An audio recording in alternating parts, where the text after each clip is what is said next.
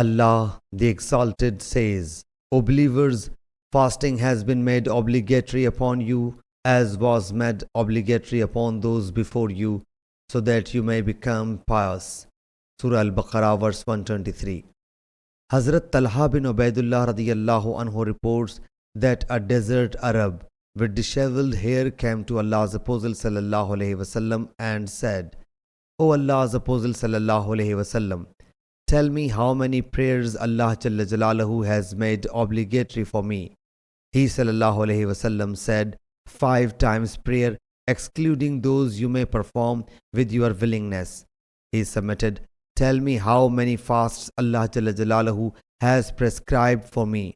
He sallallahu alaihi wasallam said, fasting in the month of Ramadan, except it whatever you keep with your own willingness.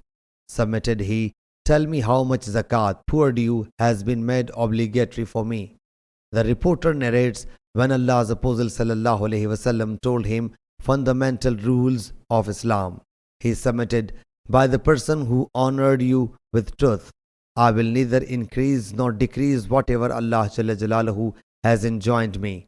Allah's Apostle sallallahu alaihi wasallam said, if he has spoken the truth, he will be successful. Or he said, if he has spoken the truth, he will enter paradise. Sahih Bukhari, Hadith number 1891.